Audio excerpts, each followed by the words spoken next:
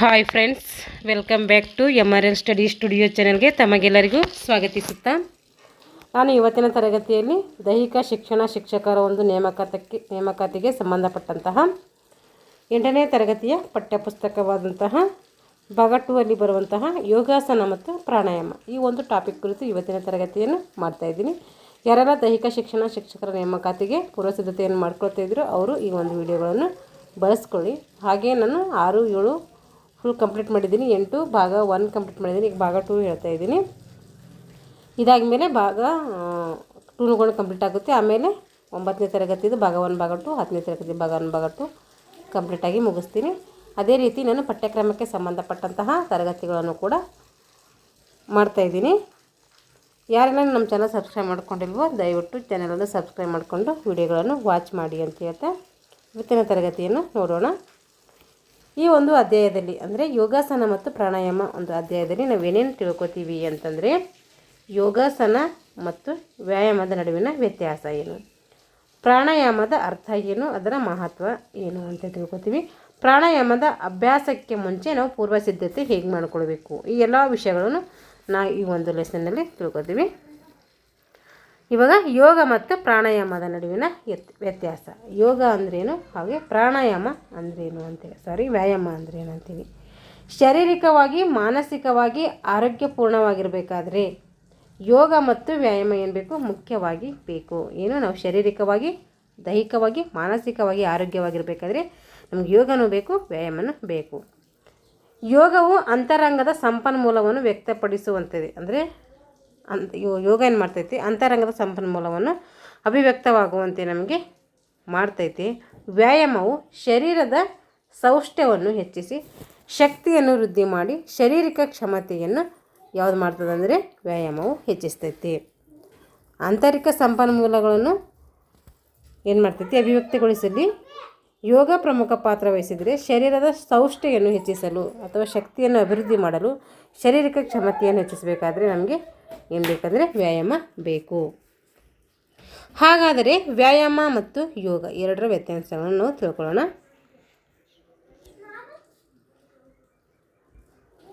ಯೋಗ ನೋಡ್ರಿ, ಯೋಗ ಏನು ಮಾಡ್ತೈತೆ ಅಂದರೆ ನಾವು ನಿರಾಯಾಸವಾಗಿ ಅಂದರೆ ಯಾವುದೇ ಆಯಾಸವಿಲ್ಲದೇ ಯಾವುದೇ ಟೈರ್ಡ್ನೆಸ್ ಇಲ್ಲದೇ ನಾವು ಯೋಗವನ್ನು ಮಾಡ್ಬೋದು. ಹಾಗಾದರೆ ವ್ಯಾಯಾಮನ ಆ ರೀತಿ ಮಾಡೋಕ್ಕಾಗಲ್ಲ. ನಮಗಿಲ್ಲಿ ನಾವು ಏನು ಮಾಡಬೇಕು, ಶ್ರಮ ಹಾಕಲೇಬೇಕು. ವ್ಯಾಯಾಮವನ್ನು ಪದೇ ಪದೇ ಪ್ರಯತ್ನಪೂರ್ವಕವಾಗಿ ಮಾಡ್ತೀವಿ, ಒಂದೇ ಸರಿ ಮಾಡಿಬಿಡೋದಿಲ್ಲ. ಇದು ನಾವೇನು ಮಾಡ್ತೀವಿ, ಪದೇ ಪದೇ ಪ್ರಯತ್ನಪೂರ್ವಕವಾಗಿ ಜಾಸ್ತಿ ಶ್ರಮ ಹಾಕಿ ಏನು ಮಾಡ್ತೀವಿ, ನಾವು ವ್ಯಾಯಾಮವನ್ನು ಮಾಡ್ತೀವಿ. ಯೋಗಾಸನದಲ್ಲಿ ಉಸಿರಾಟದ ಕ್ರಮಗಳಿಗೆ ಏನು ಮಾಡ್ತೀವಿ, ಮಹತ್ವವನ್ನು ನೀಡ್ತೀವಿ. ಯೋಗದಲ್ಲಿ ಏನು ಮಾಡ್ತೀವಿ, ಪೂರಕ, ರೇಚಕ, ಕುಂಭಕ ಇವುಗಳಿಗೆ ಏನು ಮಾಡ್ತೀವಿ ನಾವು ಮಹತ್ವವನ್ನು ನೀಡಿದರೆ ಉಸಿರಾಟದ ನಿಯಂತ್ರಣಕ್ಕೆ ಹೆಚ್ಚಿನ ಮಹತ್ವವನ್ನು ನೀಡಲಾಗುವುದು. ಇಲ್ಲಿ ಏನು ಮಾಡ್ತೈತಿ, ಉಸಿರಾಟದ ನಿಯಂತ್ರಣಕ್ಕೆ ವ್ಯಾಯಾಮ ಏನು ಮಾಡ್ತೈತಿ, ಹೆಚ್ಚಿನ ಮಹತ್ವವನ್ನು ನೀಡ್ತೈತಿ. ಹಾಗಾದರೆ ಪ್ರಾಣಾಯಾಮಕ್ಕೆ ಸಂಬಂಧಿಸಿದ ಕೆಲವು ಪದಗಳಲ್ಲಿ ಕೊಟ್ಟಿದ್ದಾರೆ. ಅವು ಯಾವಂದರೆ, ಒಂದು ಪೂರಕ ಅಂದರೆ ಉಸಿರನ್ನು ಒಳಗೆ ತೆಗೆದುಕೊಳ್ತೀವಿ. ನಾವೇನು ಮಾಡ್ತೀವಿ, ಮೂಗಿನ ಮೂಲಕ ಉಸಿರನ್ನು ಒಳಗೆ ತೆಗೆದುಕೊಳ್ಳೋದಕ್ಕೆ ಏನಂತೀವಿ, ಪೂರಕ ಅಂತೀವಿ.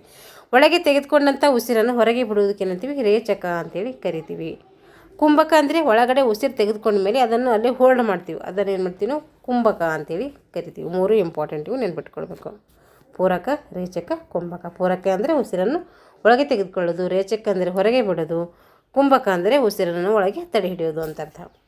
ಹಾಗಾದರೆ ಪ್ರಾಣಾಯಾಮವು ಅಷ್ಟಾಂಗ ಯೋಗದ 4ನೇ ಅಂಗ. ಹಾಗಾದರೆ ಪ್ರಾಣಾಯಾಮ ಅಷ್ಟಾಂಗ ಯೋಗಗಳು ಬರ್ತವೆ, ಅವು ಎಷ್ಟನೇ ಭಾಗವಾಗಿದೆ ಅಂದರೆ ಇದು 4ನೇ ಭಾಗವಾಗಿದೆ.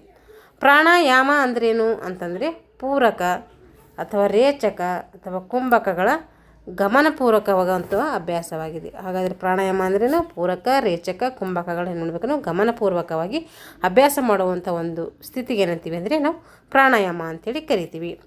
ಉಚ್ಛ್ವಾಸ ನಿಶ್ವಾಸ ಕ್ರಿಯೆಗಳನ್ನು ಸ್ಥಿರಾಸನದಲ್ಲಿ ಕುಳಿತು ಹದಗೊಳಿಸೋದಕ್ಕೆ ಏನಂತೀವಿ ನಾವು ಪ್ರಾಣಾಯಾಮ ಅಂಥೇಳಿ ಕರಿತೀವಿ. ಇನ್ನು ಪ್ರಾಣಾಯಾಮ ಅಂದ್ರೇನು ಅಂತಂದರೆ ನಾವು ಒಂದು ಸ್ಥಿರಾಸನದಲ್ಲಿ ಒಂದು ಸ್ಥಿರವಾದಂಥ ಒಂದು ಆಸನದಲ್ಲಿ ಕುಳಿತು ಏನು ಮಾಡ್ತೀವಿ, ಹದಗೊಳಿಸುವಂತಹ ಒಂದು ಏನು ಮಾಡ್ತೀವಿ, ಹದಗೊಳಿಸುವಂಥ ಒಂದು ಆಸನಕ್ಕೆ ಏನಂತೀವಿ ಪ್ರಾಣಾಯಾಮ ಅಂಥೇಳಿ ಕರಿತೀವಿ. ಅಂದರೆ ನಿಶ್ವಾಸ ಉಚ್ಛ್ವಾಸ ಕ್ರಿಯೆಯನ್ನು ಸ್ಥಿರಾಸನದಲ್ಲಿ ಕುಳಿತು ಹದಗೊಳಿಸುವಂಥ ಒಂದು ಪ್ರಕ್ರಿಯೆಗೆ ಏನಂತೀವಿ ನಾವು ಪ್ರಾಣಾಯಾಮ ಅಂಥೇಳಿ ಕರಿತೀವಿ.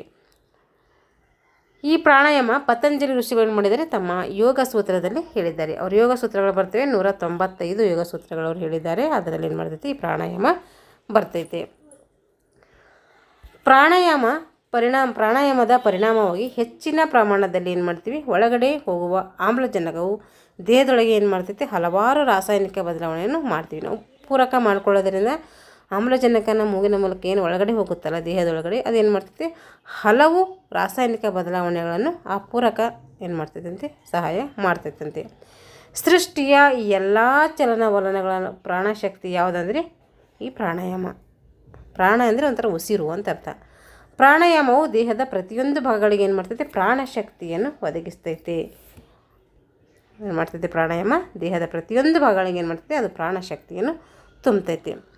ರಾಜಯೋಗ ಅಥವಾ ಭಕ್ತಿ ಯೋಗದ ಬಗ್ಗೆ ಏನು ಮಾಡಬೇಕು, ಟಿಪ್ಪಣಿ ಬರೀಬೇಕು. ಅಷ್ಟಾಂಗ ಯೋಗದ ಇತರ ಆಯಾಮಗಳ ಬಗ್ಗೆ ಕೂಡ ನಾವು ಏನು ಮಾಡಬೇಕು, ಚಟುವಟಿಕೆ ಮಾಡಬೇಕು. ಎಲ್ಲ 8ನೇ ತರಗತಿ ಮಕ್ಕಳಿಗಿದ್ದಾವೆ, ಅವ್ರ ಚಟುವಟಿಕೆ ಮಾಡಿ ಅಂತ ಕೊಟ್ಟಿದ್ದಾರೆ. ಪ್ರತಿದಿನ ಏನು ಮಾಡಬೇಕು, ಬೆಳಗ್ಗೆ ಏನು ಮಾಡಬೇಕು, ಪ್ರಾಣಾಯಾಮ ಮತ್ತು ಯೋಗ ಮಾಡೋದನ್ನು ರೂಢಿಸ್ಕೊಳ್ಬೇಕು. ಸಾಧ್ಯ ಆದರೆ ಸಾಯಂಕಾಲ ಕೂಡ ನಾವು ಮಾಡಬೇಕು. ಪ್ರಾಣಾಯಾಮದ ಮಹತ್ವ. ಹಾಗಾದರೆ ಪ್ರಾಣಾಯಾಮ ನಮಗೆ ಯಾಕೆ ಇಂಪಾರ್ಟೆಂಟ್ ಆಗಿದೆ ಅಂಥೇಳಿ, ನರ ಮತ್ತು ಮೆದುಳು, ನರಹುರಿ, ಹೃದಯದ ಮಾಂಸಖಂಡಗಳು ದಕ್ಷವಾಗಿ ಕಾರ್ಯನಿರ್ವಹಿಸಬೇಕಾದ್ರೆ ನಮಗೆ ಪ್ರಾಣಾಯಾಮ ಬೇಕು. ಏನು ಮಾಡಬೇಕಾದ್ರೆ ನರ, ಮೆದುಳು, ಬೆನ್ನುಹುರಿ, ಹೃದಯದ ಮಾಂಸಖಂಡಗಳು ದಕ್ಷವಾಗಿ ಬಲಿಷ್ಠವಾಗಿ ಕಾರ್ಯ ಮಾಡಬೇಕಾದ್ರೆ ನಮಗೇನು ಬೇಕು, ಪ್ರಾಣಾಯಾಮ ಬೇಕು. ಶುದ್ಧ ರಕ್ತದಿಂದ ಅವುಗಳಿಗೆ ಏನು ಮಾಡಬೇಕು, ಹೆಚ್ಚಿನ ಪ್ರಮಾಣದಲ್ಲಿ ಆಮ್ಲಜನಕ ಹರಿಸುವಲ್ಲಿ ಕೂಡ ಪ್ರಾಣಾಯಾಮ ಏನು ಮಾಡ್ತೈತೆ, ಪ್ರಮುಖವಾದಂಥ ಪಾತ್ರ ವಹಿಸ್ತೈತೆ. ಪ್ರಾಣಾಯಾಮವು ನಾಡಿ ಶುದ್ಧಿ ಮಾಡುವುದಕ್ಕೂ ಕೂಡ ಏನು ಮಾಡ್ತೀವಿ, ನಾವು ಬಳಸ್ತೀವಿ. ದೇಹದೊಳಗಿನ ಅಂಗಾಂಗಗಳ ಕಾರ್ಯಕ್ಷಮತೆಯನ್ನು ಕಾಪಾಡುವಲ್ಲಿ ಕೂಡ ನಾವೇನು ಮಾಡ್ತೀವಿ, ಪ್ರಾಣಾಯಾಮ ಸಹಕಾರಿಯಾಗ್ತೈತಿ. ಹಾಗೆ ತಲೆ ಸುತ್ತು ಮತ್ತು ಶಿರಾಮ್ಲವನ್ನು ಸಮತೋಲನಕ್ಕೆ ತಂದು ದೇಹ ಸ್ಥಿತಿಯನ್ನು ಸಮತೋಲನಕ್ಕೆ ತರುವುದಕ್ಕೆ ಏನಂತೀವಿ, ಪ್ರಾಣಾಯಾಮ ಕೂಡ ಅಲ್ಲಿ ಕೂಡ ಬೇಕು. ಏನು ಮಾಡಬೇಕು, ತಲೆ ಸುತ್ತು ಮತ್ತು ಕ್ಷೀರಾಮ್ಲವನ್ನು ಸಮತೋಲನಕ್ಕೆ ತರಬೇಕಾದರೆ, ನಮ್ಮ ದೇಹ ಸ್ಥಿತಿಯನ್ನು ಸಮತೋಲನದಲ್ಲಿ ತಂದುಕೊಳ್ಬೇಕಂದ್ರೆ ನಾವೇನು ಮಾಡಬೇಕು, ಪ್ರಾಣಾಯಾಮಗಳನ್ನು ಮಾಡಬೇಕು. ಗ್ರಹಣ ಶಕ್ತಿ, ಪಚನ ಶಕ್ತಿ, ಜ್ಞಾಪಕ ಶಕ್ತಿ ಪ್ರಾಣಾಯಾಮದಿಂದ ಏನಾಗ್ತವೆ, ಅವೆಲ್ಲ ವೃದ್ಧಿ ಆಗ್ತವೆ, ಅಂದರೆ ಅಭಿವೃದ್ಧಿ ಹೊಂದುತ್ತವೆ. ಮನಸ್ಸನ್ನು ದೇಹದ ಹಿಡಿತದಿಂದ ಬಿಡಿಸಿ ಬುದ್ಧಿಯನ್ನು ಏನು ಮಾಡ್ತೈತೆ, ಪ್ರಚೋದಿಸುವುದು ಕೂಡ ಪ್ರಾಣಾಯಾಮ ಮಾಡ್ತೈತೆ. ಪ್ರಾಣಾಯಾಮ ದಿನನಿತ್ಯ ಮಾಡುವುದರಿಂದ ಏನಾಗ್ತೈತೆ ಅಂದರೆ ಸಾಧಕನು ಶಾಂತ ನಿರ್ಮಲ ಚಿತ್ತದವನಾಗಲು ಸಹಕಾರಿಯಾಗ್ತೈತೆ. ಶಾಂತ ಮನಸ್ಥಿತಿಯನ್ನು ನಾವು ಕಾಪಾಡ್ಕೊಳ್ಬೋದು ಈ ಪ್ರಾಣಾಯಾಮ ಮಾಡೋದರಿಂದ. ಹೆಚ್ಚಿನ ಪ್ರಮಾಣದಲ್ಲಿ ಆಮ್ಲಜನಕ ಪಡೆದುಕೊಂಡು ಇಂಗಾಲದ ಡೈಆಕ್ಸೈಡನ್ನು ಹೊರಬಿಡಲು ಏನು ಮಾಡ್ತೈತೆ, ಈ ಪ್ರಾಣಾಯಾಮ ಸಹಾಯಕ ಮಾಡ್ತೈತೆ. ಅಂದರೆ ನಾವು ಒಳ್ಳೆಯ ಆಕ್ಸಿಜನ್ ತೆಗೆದುಕೊಂಡು ಬೇಡವಾದಂಥ ಗಾಳಿಯನ್ನು ಏನಂದರೆ ಇಂಗಾಲದ ಡೈಆಕ್ಸೈಡನ್ನು ಹೊರಬಿಡ್ಲಿಕ್ಕೆ ಏನು ಮಾಡ್ತೈತೆ, ಈ ಪ್ರಾಣಾಯಾಮ ಸಹಾಯಕ ಮಾಡ್ತದೆ.